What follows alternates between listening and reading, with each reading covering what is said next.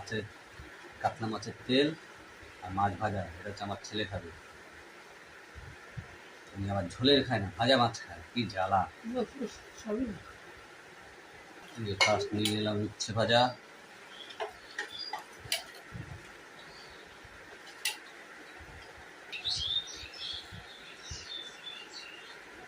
উচ্ছে ভাজাটা আমার খুব ভালো লাগে, ওই তরকারি ভালো লাগে। এবার মাছের তেল দিয়ে খাবো।